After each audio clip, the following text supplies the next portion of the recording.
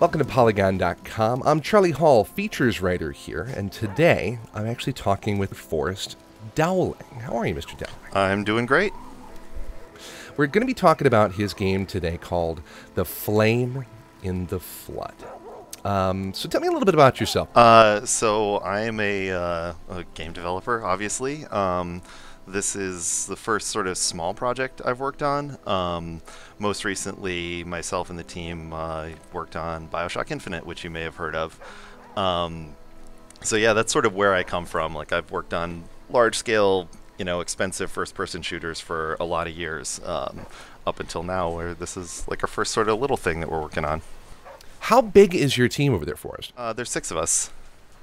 Okay. And how long have you guys been working on this? I know there was a Kickstarter, but maybe kind of take me through the timeline so far. Yeah, so the real short timeline is basically, a bunch of us were working at Irrational, and then Irrational downsized, as you may be aware.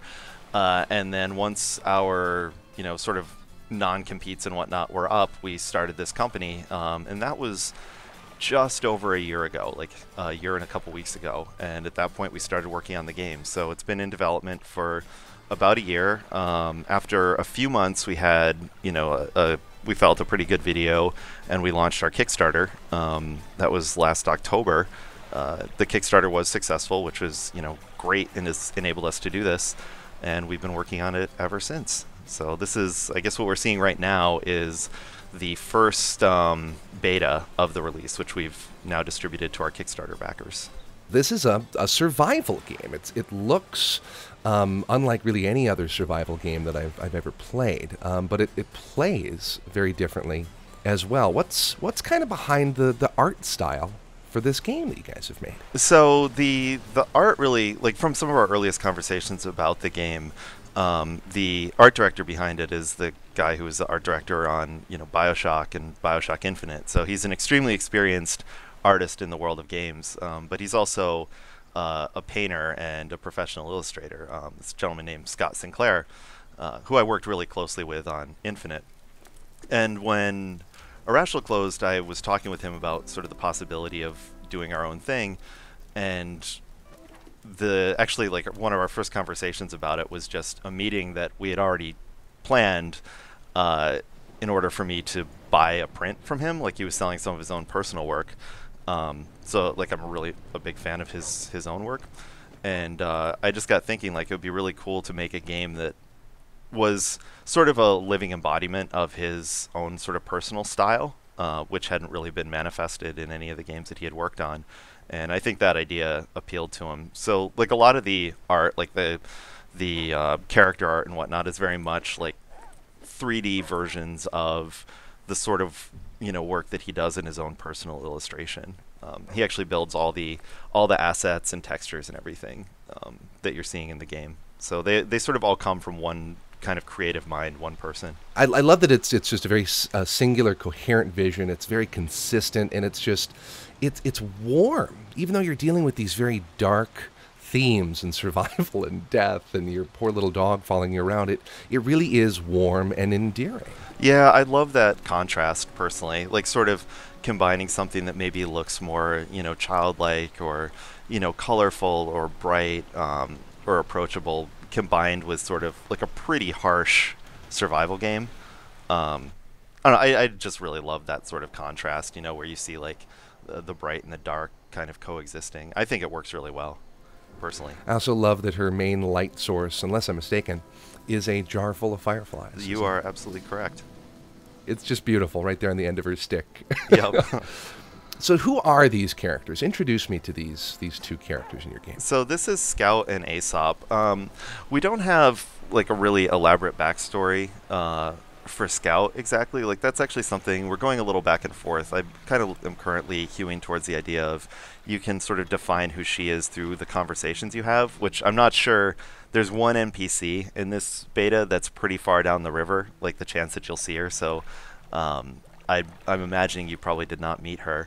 Haven't had the pleasure, no. Yeah, you'll hit NPCs periodically, pretty rarely. Like, this is supposed to be a pretty empty world. and you'll have opportunities there to sort of define little bits about your character. But the main things that I think are significant about her is that she's a survivor. Like, she's knowledgeable in how to live in the wilderness. Like, we don't, and you'll see this like just through the UI. There's a lot of stuff that is shown, like if you get the materials you need to craft something, it just automatically says, all right, you can craft this now. And the reason for that is because she knows this stuff. Like, she's been living on her own and knows how to take care of herself. So that knowledge is kind of embedded into the interface. And then there's the companion, Aesop, who she meets right at the beginning. And sort of his character portrait, I guess, is just based on the story of Aesop's Old Hound, which I'm not sure if you're familiar with that fable. I'm actually not. It's Aesop's fable, so it's like a 2-sentence story. It's really short.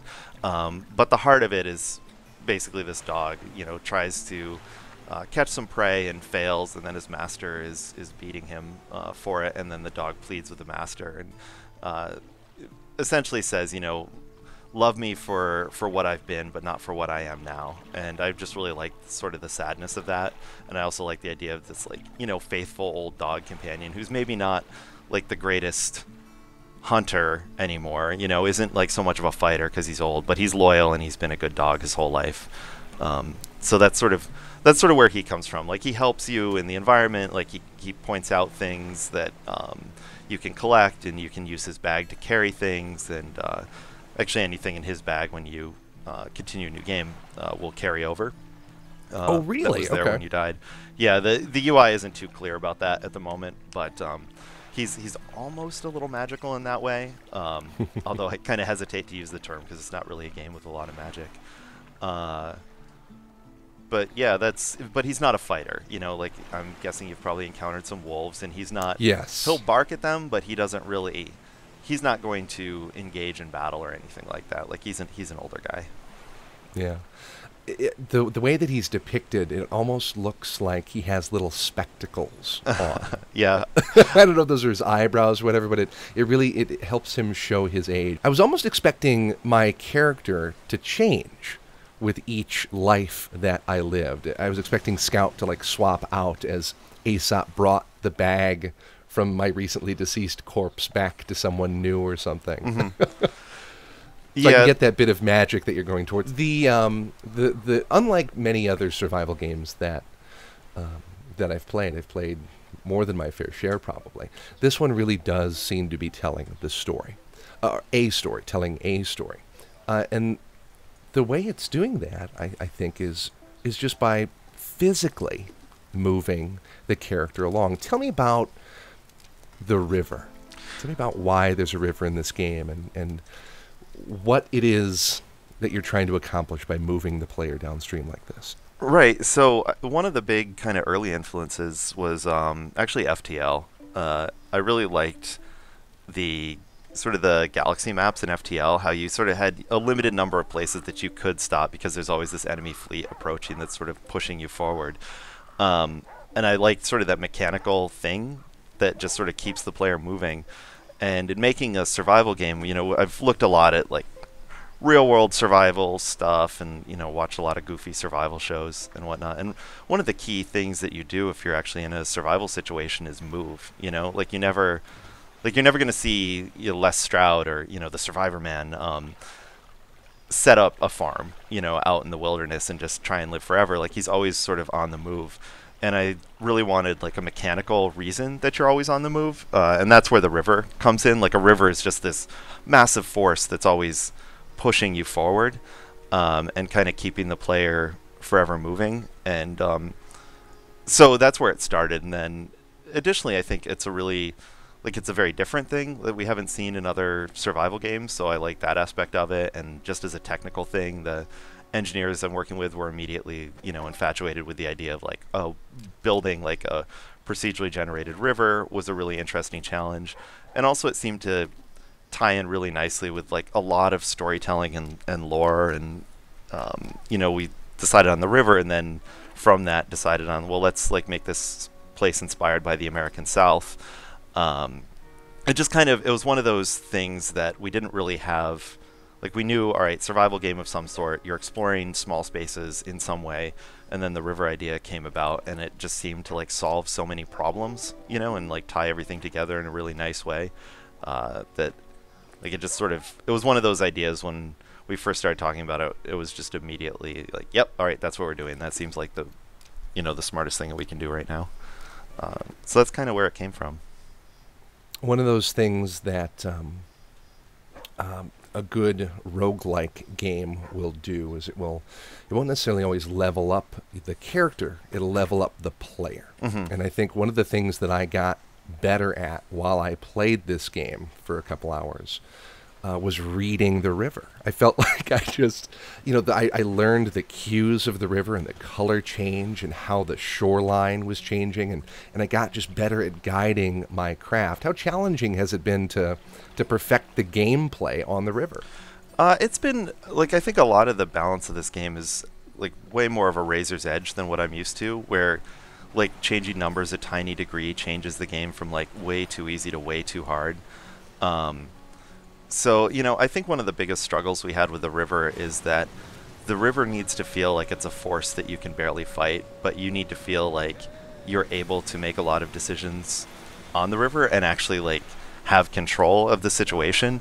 Much like, actual rafting is kind of, you're at the whim of the current, like it's difficult to to fight against. You're not going to like get into a class 5 rapids and paddle upstream, but you do need to like be able to cut a line, and that was sort of the goal from the get-go, was to create a situation where the player was able to reliably cut a line within the current, but also always felt like the current was this really powerful thing. And there were points where it was tuned such that the river didn't feel powerful enough. Like it felt like it was almost a non-thing, like it was just kind of nudging you along. And there were points where like the player didn't feel powerful enough, where it didn't feel like they could actually, affect where they were going within the river, which is, a deeply unsatisfying feeling. But I'm pretty happy with the balance that we've been able to strike at this point, where it feels like you can make choices within it, but there's also a lot of times where you might, see an island that you want to stop and visit, but the currents are such, or you've like veered too hard to one side or the other of the river, upriver, that it's not going to be possible, and it feels like the river is the reason for that. Like it's just too powerful to, cross all these rapids to get over, or fight the current hard enough to go upstream. We talked a little bit about contrasts and the contrasts in the art style and the subject matter of the game itself. But the other contrast that really was so very strong to me was the contrast between this raging, deadly body of water that you're navigating and just the mellowest, most beautiful music that I've heard in a game in a long time. In the bosom of a worthy expedition.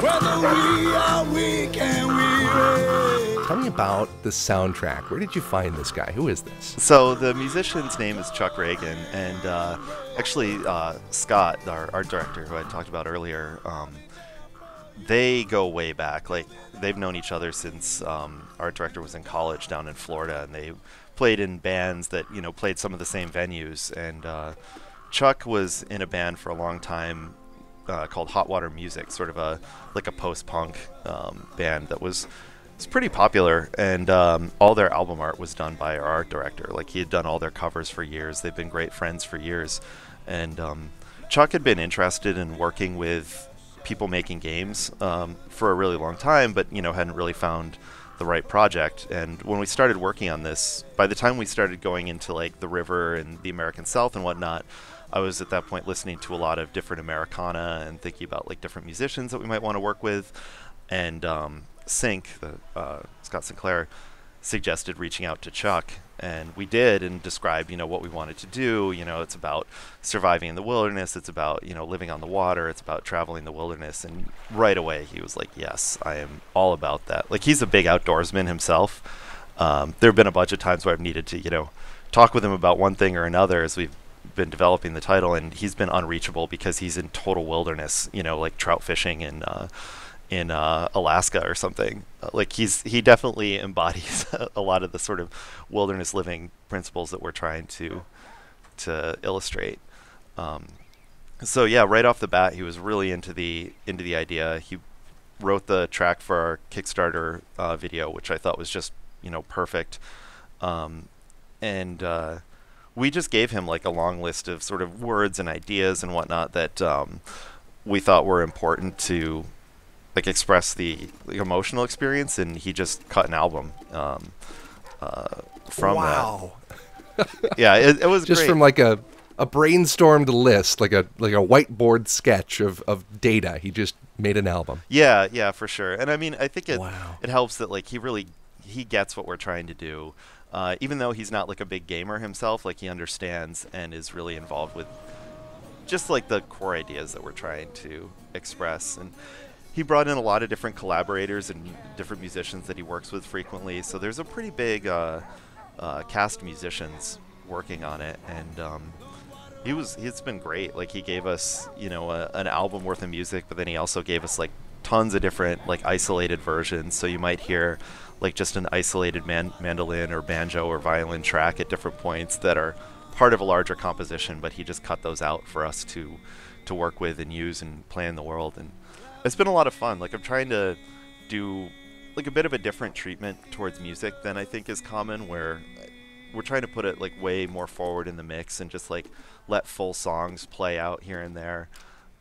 Like what you've played and are hearing, we cut off a lot of the songs, like all of them, just because the album isn't available yet, and I didn't want the full album to be existing out there in our game data and whatnot before it had been released. But by the time the game is out, you'll actually like get to hear full tracks play out as you play.